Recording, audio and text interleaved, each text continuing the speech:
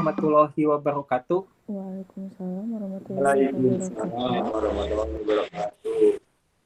Kami di sini akan menjelaskan tentang bisnis, studi kelayakan bisnis, yaitu di sini ada saya Hasbi Maulana Nur Iman, ada Indah Aulia, ada Ajis Rashid, dan ada Sugi Surbekti.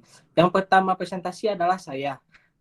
Jadi perusahaan yang akan dijalankan adalah usaha sepatu dengan nama toko Moonstore. Bidang usaha yang dijalankan merupakan bidang usaha manufaktur.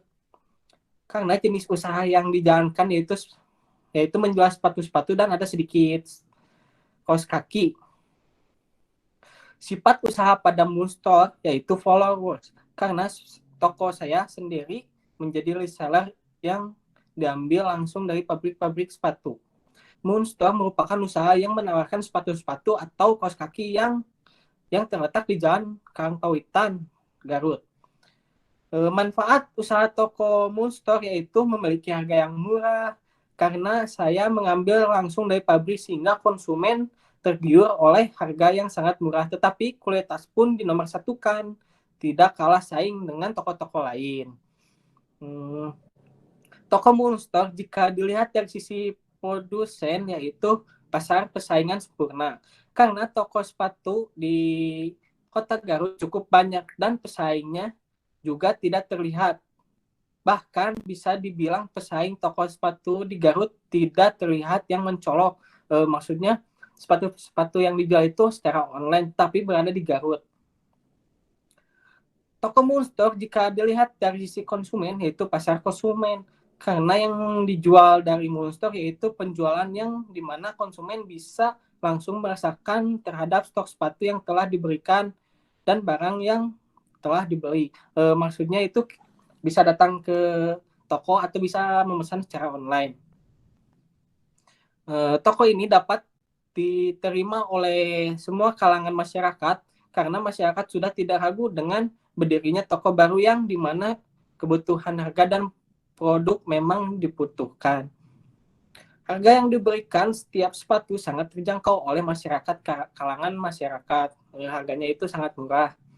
Toko ini akan melakukan promosi dengan membuka member dan giveaway kepada konsumen yang dimana jika konsumen itu membeli maka akan mendapatkan diskon di waktu tertentu lah dapat diskon.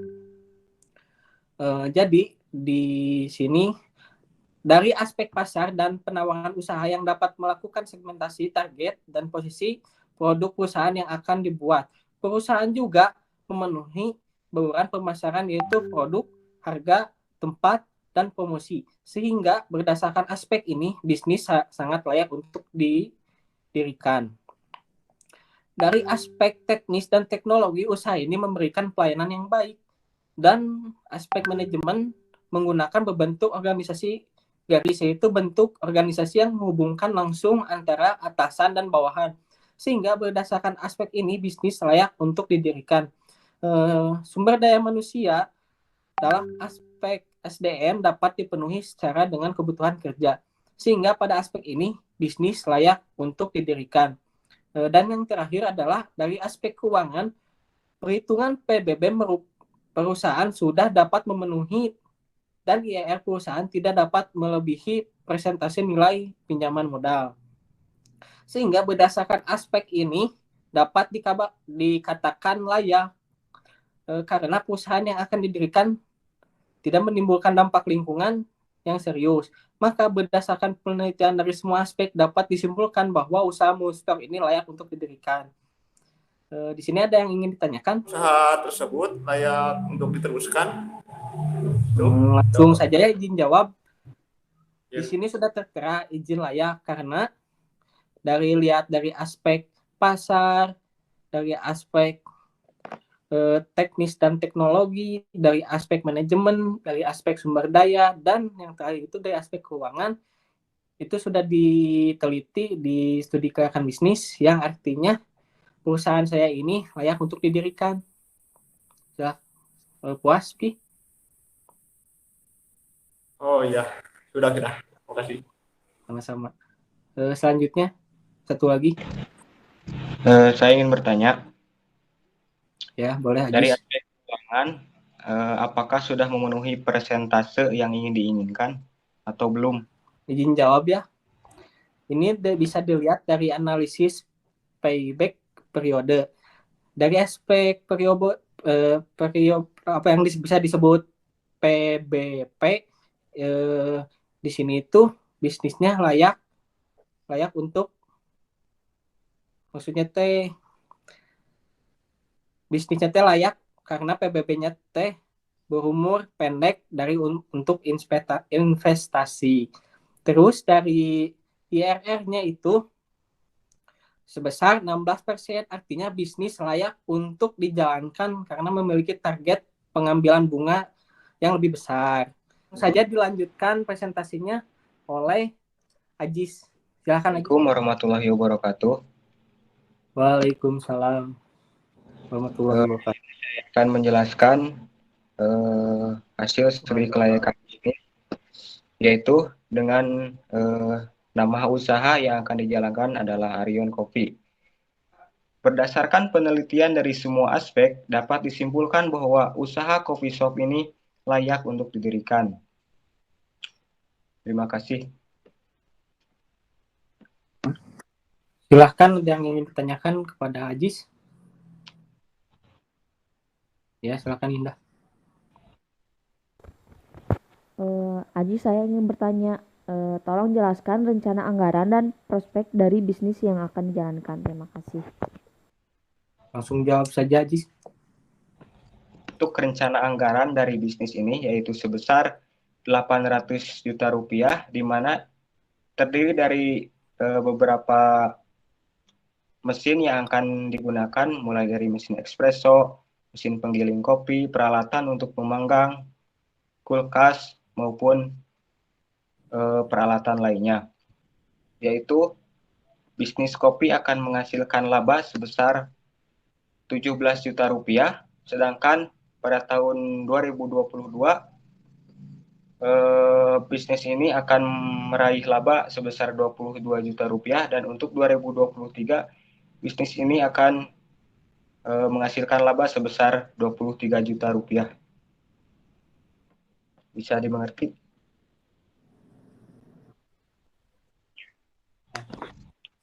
Jis, saya ingin bertanya, apakah bisnis yang akan Anda jalankan itu bisa diterima oleh masyarakat, dan bagaimana strategi pemasaran mengenai produk dari usaha yang akan dijalankan itu?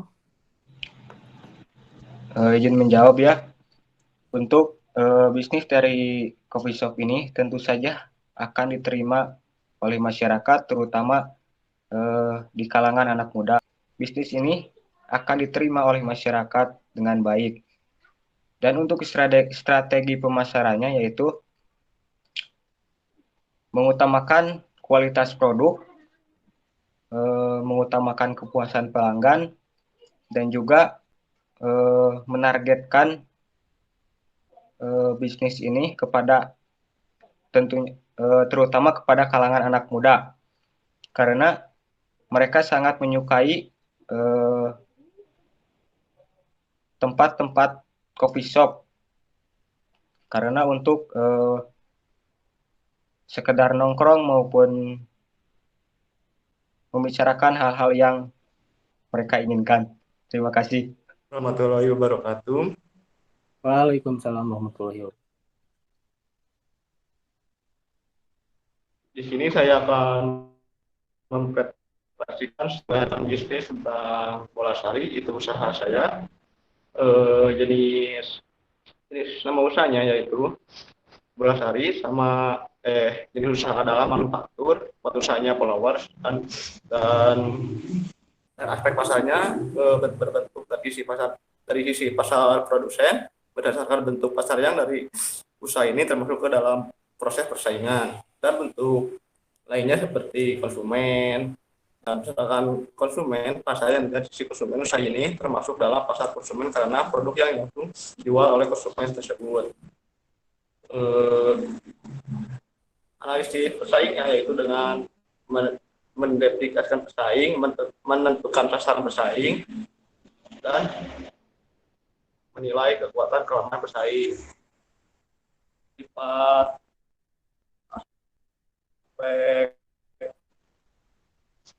aspek SDM-nya yaitu dengan aspek manajemen dengan perencanaan tujuan usaha seperti mendirikan usaha sentra makanan, bekas tradisional kampung itu yaitu dengan bidang fisik benar. Yaitu dengan satu lagi kerjanya seperti pada tahun pertama tahun 2000 sampai tahun 2001 dan keorganisasiannya seperti struktur organisasi owner dan pegawai dan perencanaan SDM-nya yaitu dengan aspek sumber daya manusia dengan perencanaan SDM satu owner dua pegawai, satu owner petugas mengatur dan pegawai dengan menerima perintah sebagai tenaga operasional.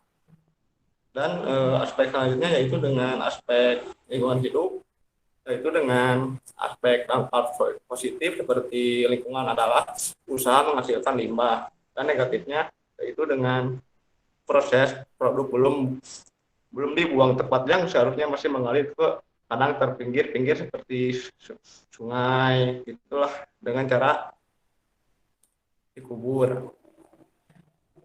Solusinya yaitu dengan dampak negatifnya, solusinya yaitu proses tersebut mampu menguasai jaringan komunikasi untuk mengelola limbah tersebut menjadi bahan baku. Itu solusinya. Dan aspek ekonomi atau politik, aspek ekonomi ini dapat membantu menambah perekonomian masyarakat seperti di bumi atau yang lainnya gitu. Dan satu lagi aspek politik yaitu dengan badan usaha, identitas bisnis, dengan industri bisnis seperti saya sendiri. Dan itulah bagi saya. Oh iya, terima kasih. Di sini ada yang ingin ditanyakan kepada Sugi? Silahkan. Izin bertanya. Ya, silakan nih, Ajis. Bagaimana perencanaan aspek SDM di toko Bolasari? Kan itu saya sudah menjelaskan ada bahwa SDM di Bolasari dengan satu owner dan dua pegawai seperti owner petugas mengatur kan betul Ajis, dan satu lagi dua pegawai orang yang bertugas melayani perintah. Jadi menurut saya aspek itu lancar lah. Terima kasih Sugi.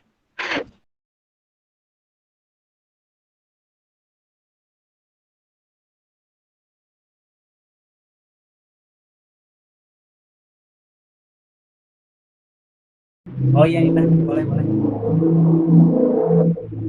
Baik, terima kasih sebelumnya.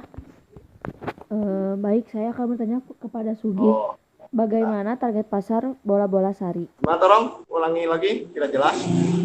Bagaimana target pasar Bola Sari? Target pasar di toko saya atau di Bolasari yaitu dengan target yang lebih unggul. Saya ini mengambil dari aspek fisik dan grafis di mana masyarakat bisa mengonsumsi bola-bola singkong dari mulai kalangan anak-anak hingga dewasa. Itulah dari umur 3 tahun sampai tua. Gimana? Jelas gak?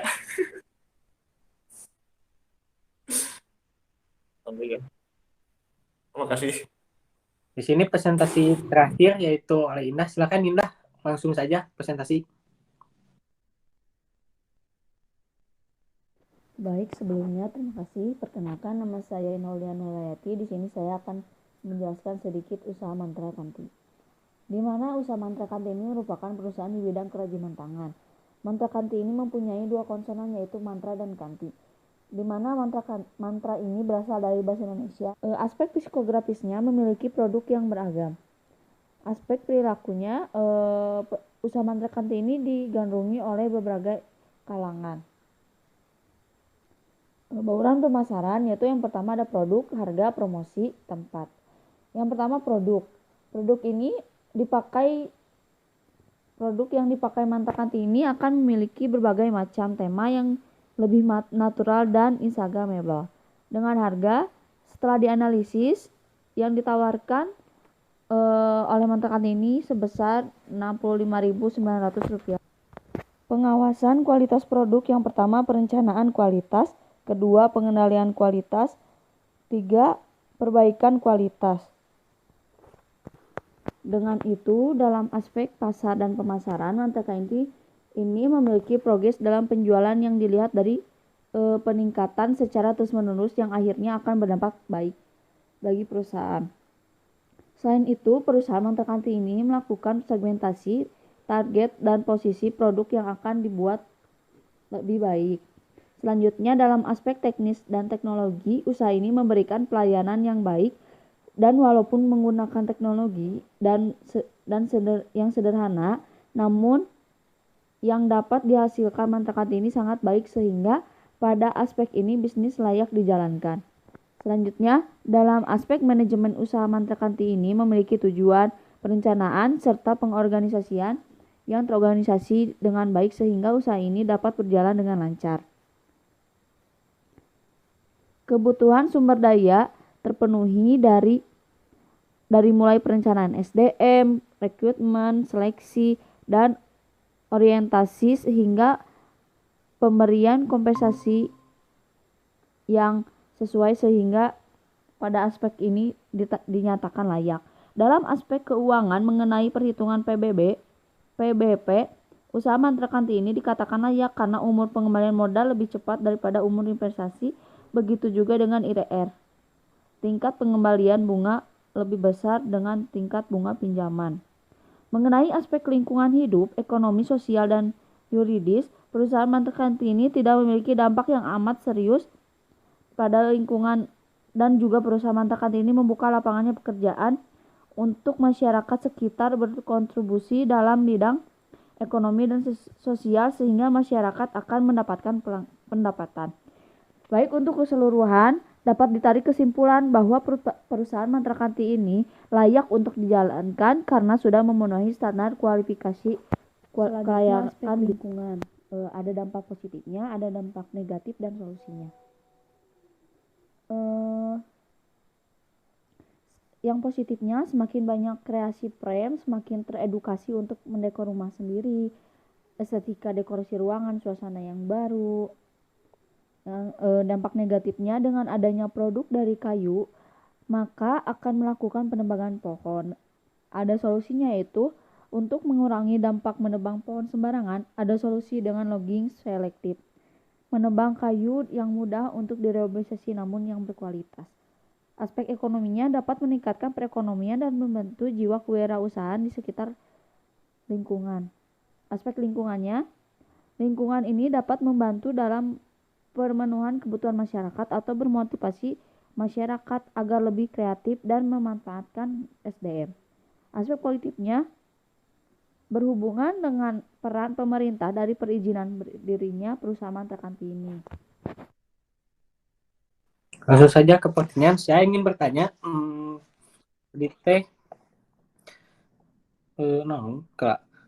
mengapa mengidentifikasi pesaing direkomendasikan pada studi kelayakan bisnis yang tadi Anda sebutkan itu? Tolong menjelaskan. Baik, sebelumnya izin jawab.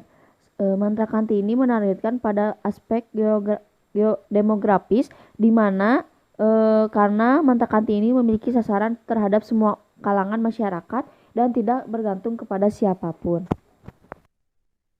Ya udah, terima kasih. Silakan yang ingin bertanya. Jadi saya ingin bertanya kepada Ida, siapa target pasar dari produk ini dengan mengapa memilih itu? Langsung jawab aja ya, karena dengan mengidentifikasi dan mencari strategi yang akan diambil oleh perusahaan atau usaha tersebut akan membuat peluang dan juga sebagai salah satu inspirasi bagi kami supaya mengambil sisi positifnya hingga menjadikan produk ini sepertinya produk sudah yang dicukupkan. lebih Terima kasih semua teman-teman dari beberapa saya aspek. sudah dipresentasikan bisnisnya. Kita tutup saja. Semoga presentasi ini bermanfaat, sedikatkan bisnisnya supaya nilainya besar. Tutup saja ya. Assalamualaikum warahmatullahi wabarakatuh.